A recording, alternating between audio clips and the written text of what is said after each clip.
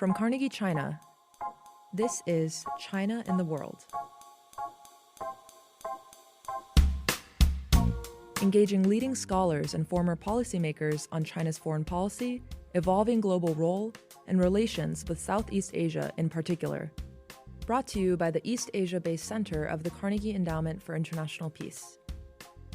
Hi, welcome to this special 5-episode series of the China and the World podcast from Carnegie China. We're looking at Southeast Asian perspectives on the People's Republic of China with Southeast Asian voices from Southeast Asia.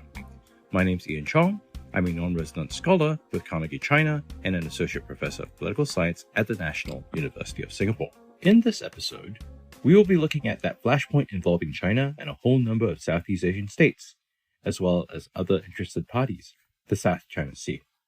I have with me Charmaine Willoughby from de la Salle University in the Philippines, and also a fellow non-resident scholar at Carnegie China. Charmaine specializes in maritime security issues in Southeast Asia. My other guest is Chanintira Thalang, who is with Thammasat University in Thailand. She works on security issues and the international politics of Southeast Asia. Chanintira also goes by Neen, which you'll hear me use throughout this podcast. Okay, so I guess without much further ado, let's get started. I'd like to throw out a question for both our attendees today, which is, how do you see the role that the People's Republic of China is playing in the South China Sea, especially as it pursues its claims? What sort of impact do you think this has on Southeast Asia? Charmaine, would you like to start? Sure. Thanks, Ian. It's so good to be back here in the podcast and to contribute to Carnegie China again. The role that China seems to be playing in the South China Sea appears to be very much driven by the actions of Xi Jinping and the CCP. So on one hand, it's understandable that it's pursuing what it is currently pursuing in the South China Sea because it is part of their national interest. However, where it gets a little bit more problematic is when those claims that China is making in the South China Sea contrasts with the claims of other countries in the region. So this is where it gets a lot tricky, not just a little tricky, but a lot tricky, because of the contestations that are at play in these waters. Great. And Neen? Yeah. Thanks, Ian, for the question. So, just to add on to what Charmaine has been kind of like outlining about China's role in the region, I must say that we don't have a common view on China, especially in regards to the South China Seas. So some may see that China is aggressively expanding its presence in the South China Seas.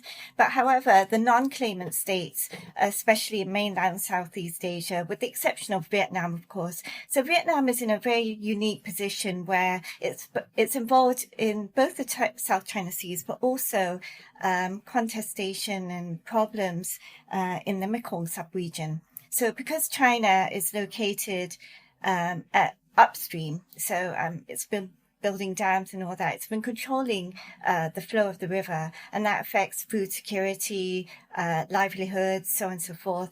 So we're involved in a different type of conflict. So in a way, we decide to overlook China's actions in the South China Seas, not to impede our relations with China.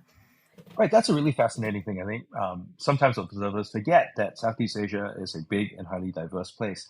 Just so that we're on the same page, Charmaine, coming from Maritime Southeast Asia, how do you think Maritime Southeast Asian states look at the mainland issues such as the Mekong, and how do you think they relate those issues to their own questions about the maritime order in Southeast Asia, in the South China Sea? Well, for a country like the Philippines, front and center in our perspective is the West Philippine Sea, the South China Sea.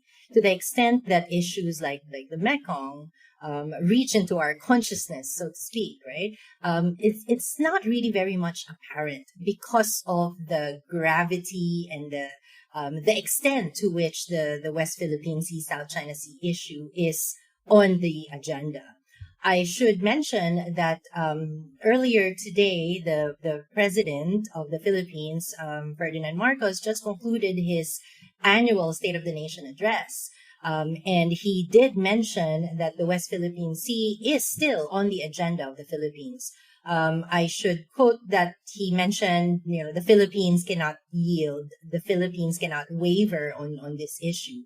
So in that sense, when it comes to maritime security, it is really just the West Philippine Sea, the South China Sea issue. Of course, this is not, from a scholar's perspective, this is not the only maritime issue out there. There are other tangential issues, but insofar as the Philippines' official narrative is concerned, what really matters is the West Philippine Sea, South China Thanks. Sea. And just to sort of show you how wide the range of views are on the nomenclature, there's the West Philippine Sea, which extends out from the Philippines. It's not the entirety of the South China Sea. And then our Vietnamese friends call the part that extends out from the Vietnamese coast the East Sea. So you might hear these different kinds of terminologies. Just very briefly to Charmaine. So there was a very recent announcement of a temporary arrangement between the Philippines and the PRC to deal with the management, right, of their differences. Just clue us in, our listeners in, to what's going on. Sure. So in the middle of June last month, there was another very, intense incident or situation that happened in the West Philippine Sea. The Philippine Navy was trying to do its routine resupply mission to one of her ships, the BRP Sierra Madre, out in Ayungin Shoal or Second Thomas Shoal. But there was an incident involving the Chinese Coast Guard. And as a result of that, during the bilateral consultation mechanism between the Philippines and China, which was held in early July, there is now a provisional arrangement to de-escalate tensions. And one of the mechanisms that the two countries identified was the hotline, where the two leaders can call each other in times of crisis. So that's the background. Thanks. And do you think anybody's going to pick up? I mean, the Japanese have a hotline and they've complained that the PRC side hasn't been picking up when they try to call. That's the problem, actually. And that's the issue. Having a hotline is one thing, but it's another if nobody picks up when a crisis hits. So hopefully, the hotline will definitely be used in times of crisis. But I think, a positive twist to this is that at least we can say that the two countries are talking, that the communications are open and there's commitment from both sides that there needs to be a de-escalation of the tensions that are happening out there in the waters. Great. So I'm going to bring our conversation back a little bit because we've been talking about the diversity in Southeast Asia.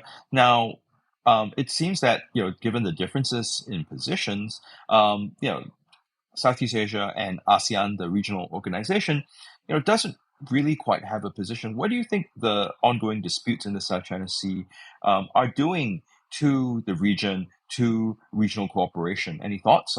Neen, perhaps you could start. Okay, yeah. So definitely it's affecting ASEAN centrality, ASEAN credibility as well. Let's start with ASEAN centrality. I mean, because there's so many tensions. So we've got the South China Seas. We also got Mekong. We're not on the same page. We, meaning like 10 ASEAN member states, are not on the same page with either. So I think that's something crucial, and that's something that we need to really work on. In comparison, ASEAN has taken quite a bit of a role in the South China Seas with negotiations, and in a way, it must be commended for kind of like continuously having this on the agenda. But it's not the same with the Mekong. And it was only until like 2020 when Vietnam was chair of ASEAN, and that's when it kind of like revitalized this issue and brought it back on the agenda. But it hasn't received the same attention. So definitely that's affecting unity within ASEAN affects ASEAN centrality, but also credibility, because ASEAN doesn't have that strong stance. It hasn't played a strong enough role in support of its member states, for example, the Philippines. And we need more of that, I think.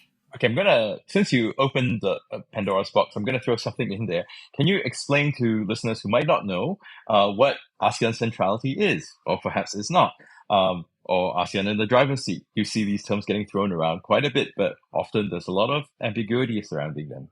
ASEAN centrality for me would be kind of like ASEAN taking the central role in kind of like managing this conflict. I think it's widely accepted that it cannot be easily resolved, and probably perhaps not resolved, but we can manage it and contain it. So if ASEAN can keep this leading role, that would kind of like maintain ASEAN's centrality in this issue. So that's a great point to raise. I mean, we've talked about ASEAN wanting to have a leading role, but it's really difficult to have a leading role where there's very little agreement on what exactly to do. And this is especially important for a organization that works in consensus. What do you think, Charmaine? Can you sort of weigh in on ASEAN centrality and what may have to do with managing the South China Sea and other crises in the region? So the concept of ASEAN centrality is really, central to to the ASEAN as an organization, right? But when it was created in 1967, there were less than 10 members, and the issues that they were dealing with did not have the same range as the issues that we are dealing with today. And as Neen rightly pointed out, it's very difficult for ASEAN to maintain its centrality, considering all the issues that we're dealing with and the lack of consensus from all the member states. So instead of harping on, ASEAN centrality, maybe ASEAN itself needs to evolve and start looking at perhaps mini-lateral arrangements where it does not, where these are arrangements that do not really require all 10 member states to agree on something. That's one way where we can see the direction of ASEAN going. Instead of, the entirety of the 10 member states agreeing on something, then maybe we can focus on functional arrangements or thematic arrangements. Let's say, how to deal with human trafficking, or how to deal with biodiversity, protecting the environment, climate change, and all that. All of these, of course, are issues that concern the ASEAN 10, but it's easier to find solutions to these specific solutions to these problems when there are lesser number of states that are focused on it. Right, but that's in tension with the idea of ASEAN centrality and ASEAN working together. What I'd like to bring our conversation back to then is to talk a little bit about what both Neen and Charmaine see as the greatest risks involved that may involve the South China Sea. Where do you think things could sort of unravel? Where do you think things could escalate? Accidental confrontation. I think that's one. I don't know, you two might disagree with me, but I don't think anyone wants outright war. But there is always that risk of accidents and, accidental confrontation, especially when, there's militarization left, right, and center. So, definitely, I think that's the biggest risk at the moment. I agree with Neen, and what you said, reminds me of what President Marcos said during the Shangri-La dialogue, during the Q&A. In the Shangri-La dialogue, President Marcos was asked, what are the Philippines' red lines? What would trigger the mutual defense treaty with the United States? And President Marcos said that, well, if somebody dies, then that would definitely trigger the mutual defense treaty because that is a direct assault on the Philippines. But if if death is the red line, then that means that there are still so many things, gray zone tactics that can be done before reaching that particular level or that red line. And with, between now and if somebody dies, there are so many accidents that can happen. And I think that's, if I can circle back to the provisional arrangement between the Philippines and China about a hotline, that's where that can become useful. But like I said earlier, having a hotline is one thing, but if nobody picks up when a crisis happens, then that's another thing altogether. Right. And so with the differences on the South China Sea, though, I wonder if you also see that the ongoing dispute, the way that Beijing sometimes tries to peel ASEAN members off on particular issues, such as on statements. I mean, most notably in 2012, Cambodia, blocked a statement that involved discussion about the South China Sea.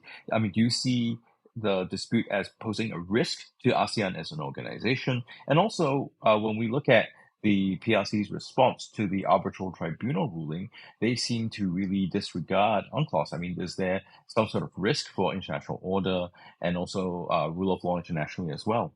Well, yes, there are definitely risks. First and foremost, because it highlights the non-centrality of ASEAN. An argument can be made that, well, at least, negotiations are still ongoing in the Code of Conduct. But many observers, analysts, and scholars would argue that, sure, the negotiations are stalled, but negotiations are ongoing. So we can claim that we are still talking in terms of concluding or reaching the Code of Conduct. But other scholars would also argue that the COC is actually dead on the water. We can keep on talking about it, but it doesn't really solve a lot of the issues that are cropping up, such as, it doesn't really solve the contestation between the Philippines and Vietnam, for instance. So it may simply be a code or an agreement for the sake of having an agreement. Want more on China's economic trajectory? China's Reform Imperative examines China's economic reforms and their impacts on the global economy. Curated by Carnegie China Senior Fellow Michael Pettis, China's Reform Imperative will focus on China's reform progress and on the challenges and opportunities Beijing faces along the way. Go to carnegieendowment.org/China-reform-imperative for more information.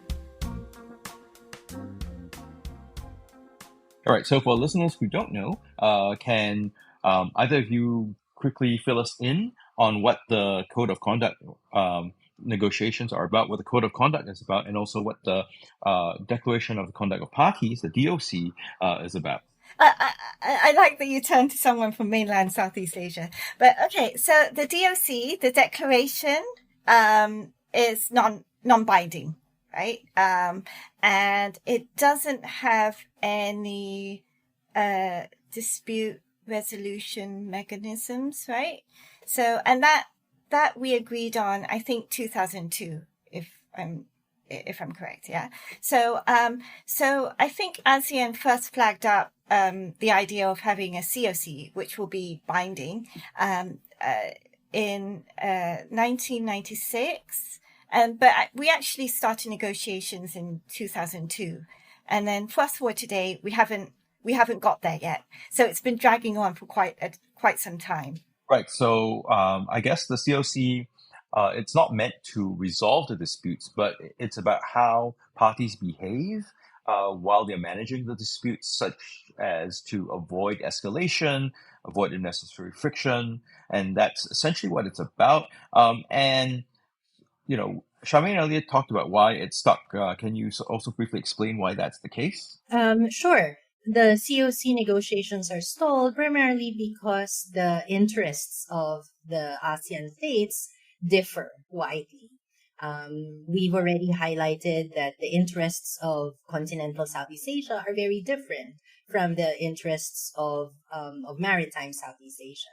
There's also a difference in terms of levels of development, in terms of For instance, the Philippines versus Singapore, and the differences are really just, massive all across the board. And because of these differences, then it becomes very difficult to reach a consensus on or an agreement on the code of conduct. Right, and I think there was some years ago a leaked draft where apparently Beijing had asked for all military exercises with extra regional actors, with non-littoral actors, to have basically approval by all other littoral states. That seems to me as a way, that's a veto, right? That gives Beijing obviously a veto over what military activities Southeast Asian states can have with others, but it also gives Southeast Asian states a veto over what each other are doing. And that, I think, makes things really difficult. I don't know what the status of that is, but that had been a stickler for a while. Have either of you heard anything different since I think that came out that leak came out maybe 2017, 2018? I mean, that becomes a complication for the Philippines because of its standing alliance with the United States. And the two countries, the Philippines and the U.S., hold their joint annual military exercises. And if the COC is in place, then obviously the Philippines will not be able to hold those exercises with the United States. And that would also put into question the ongoing modernization of our armed forces. Great. So I guess, given the obstacles, let's turn to the wisdom of our mainland Southeast Asia friend. Neen, so, how do you think the South China Sea disputes can be best managed?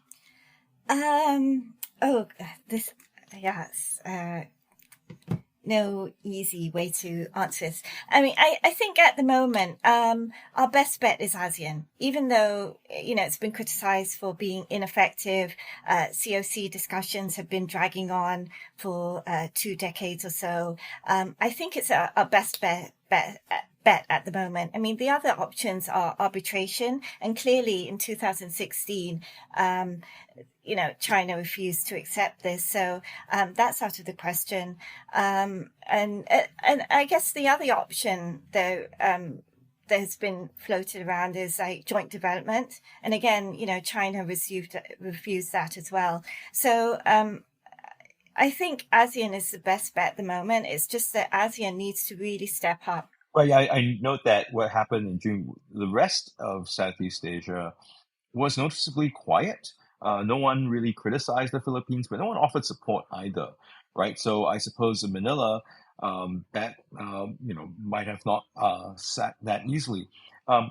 Charmaine, what do you think? How do you think the South China Sea tensions can be best managed? There are several ways that the issue can be managed. Neen is absolutely correct that our fate still lies on ASEAN, despite the fact that ASEAN is very heavily challenged. This simply points to the fact that ASEAN really does need to think very, very closely and very carefully about about the role it wants to play in ongoing geopolitical dynamics. But apart from minilateralism, apart from multilateralism like ASEAN, there are also minilateral arrangements that I mentioned earlier. These are arrangements that can be focused on particular issues like human trafficking, protection of the environment, climate change, and all of civil maritime security, etc. That's another way in which the disputes, the tensions can be managed. And then, of course, there's always bilateral platforms where countries can identify and should identify their partners, countries that they are most willing to work with. Right. So I guess if you could really help our listeners out here, what was Manila's reaction with the silence from the rest of ASEAN members and also Timor-Leste when it came to the increasing friction with the PRC. I mean, no one else seems to have said anything. Unfortunately, that has always been the Philippines' complaint against its neighbors in Southeast Asia. In 2012, we've had a similar incident in Scarborough Shoal. We sought the help of ASEAN, but the organization itself was constrained in terms of the kind of help that it could extend to Filipinos. The lack of assistance or support to the Philippines is what led the country to file the arbitration case against China. So in many ways, really, the filing of the case, the arbitration, was a way to internationalize the issue. It was a mechanism for a small country like the Philippines to seek help and assistance from the international community. In recent days, unfortunately, and despite the arbitration award that was handed down in 2016, the Philippines would have appreciated if other countries in Southeast Asia and other countries in the Indo-Pacific and around the world would openly support the 2016 arbitration, because after all, this is already part of international law. Another way in which the Philippines can leverage its leverage the arbitration award is if other countries can also follow suit in terms of the quote unquote the transparency initiative that President Marcos is currently pursuing. There are many faults to the transparency initiative. Of course, this has to be part of a bigger strategy, which the Philippines doesn't seem to have, or at least it's not obvious that the transparency initiative is part of a larger framework or part of a larger strategy. But if other countries can also call China's actions out, whenever incursions or skirmishes happen, then that would strengthen the claim that that China is doing certain things that are against international law. Right. So also, I mean, does the Philippines' efforts to enhance security relationships, not just with its longstanding ally, the U.S., but also Japan, Korea, and Australia, is that also a function of the feeling that if support's not forthcoming from other ASEAN members, maybe Manila needs to look elsewhere? This is part of what we call in the Philippines the pursuit of an independent foreign policy. Unfortunately, during the Duterte administration, the administration prior to this current one, President Duterte understood independent foreign policy as simply being independent from the U.S. and being dependent on China. His foreign policy, after all, was a quote-unquote a pivot to China.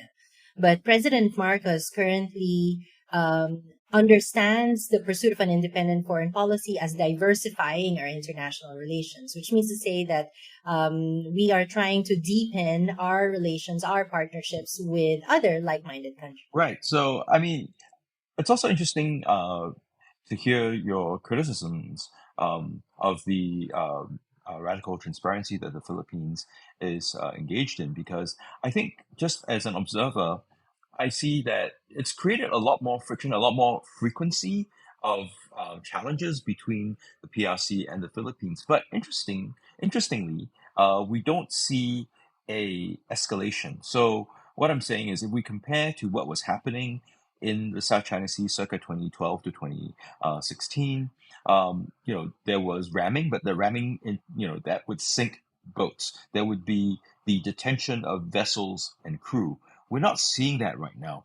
There's ramming, there's water cannon, but it can escalate more, but it hasn't. I think there's some concern about, on Beijing's part, that, if they were to act disproportionately, there will be a lot more criticism on them that might weaken their position. I don't know what your thoughts are, or whether you have similar kinds of observations, Charmaine and Neen.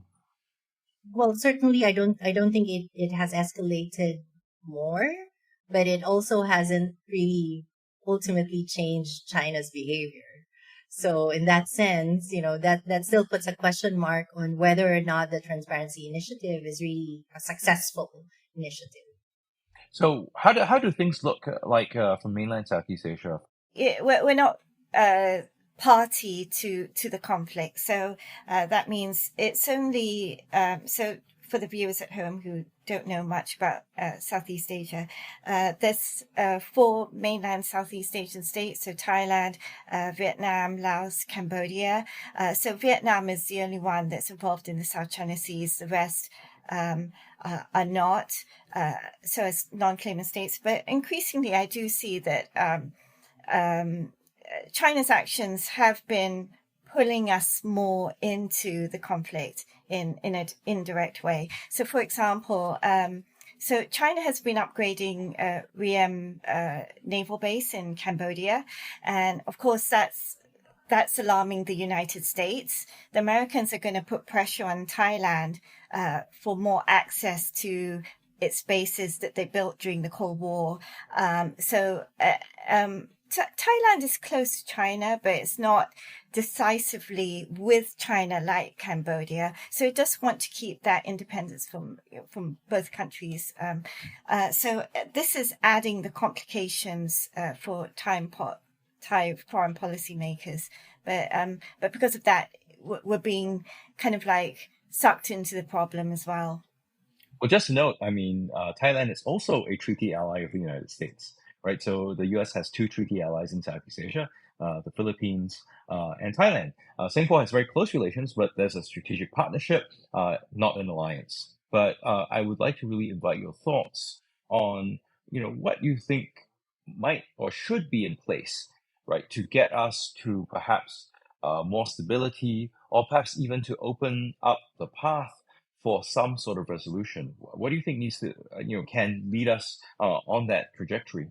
I just think we should support one another a bit more. So that means as much as the South China Sea has been on the ASEAN agenda, maybe the Mekong should be on the agenda too. So it becomes our problem, not a separate problem. So Mekong as a separate problem for mainland Southeast Asia, and the South China Seas for archipelago Southeast Asia. So if we can have both equally on the agenda, and not just these 2 problems, other problems as well, if we can support one another more, regardless of how involved we are or how much stake we have in these conflicts, then I think that's a good start before we actually think about resolving anything. No, that's a really good point. I mean, the way that I see ASEAN as potentially or prospectively working well, when they relate to the PRC, which is so much bigger, so much more powerful, that has so much more resources, is if you think about banding together, you think about how a union might work, right? When, workers that might individually be less strong and they band together, they can more effectively bargain collectively. That is a possibility, but I just don't see that possibility materializing anytime soon. But it is thought. Charmaine, how about you? What do you think needs to happen or should happen, right, to get us to a better position on the South China Sea as we relate to Beijing? As important as the issues of sovereignty and territoriality are, and so in no way am I trivializing the efforts of the claimant states in the South China Sea. I think it's also important to recognize that there are other issues that are not getting enough attention. So we can speak about biodiversity, climate change, protecting the marine environment. All of these things are also part of maritime security, but none of them get the same kind or the same level of attention as issues on sovereignty and territoriality. And I think, going back again to ASEAN, this is where ASEAN can definitely play a very big role. Yeah, I think that's absolutely important to recognize. I mean, so much about the South China Sea gets wrapped up in questions of sovereignty and security and stability. Those are very important. But the South China Sea also is deeply, entangled with issues of sea level rise, of biodiversity. I mean, with the coral reef being destroyed, with the fall, or some would say collapse of fishing stocks, especially in the northern part of the South China Sea, that is a big source of protein for many of us in Southeast Asia, and for that matter, in China. And with that, I'd like to draw this particular episode of the podcast to a close, and I'd like to thank all of you for joining us, and in particular, I'd like to thank Neen and also Charmaine for sharing their insights. Thank you all very, very much. Thanks. Thank you. Thank you for listening to the China and the World podcast, a production of Carnegie China, the East Asia-based center of the Carnegie Endowment for International Peace. Views expressed are those of the host and guest panelists, and not necessarily those of Carnegie China or the Carnegie Endowment for International Peace. Subscribe to the China and the World podcast on popular podcast platforms such as iTunes, Stitcher, or wherever you listen to podcasts. Learn more about Carnegie China at carnegiechina.org. Tim Martin is our audio engineer and producer, with help from Heewon Park and Wan Yi Du.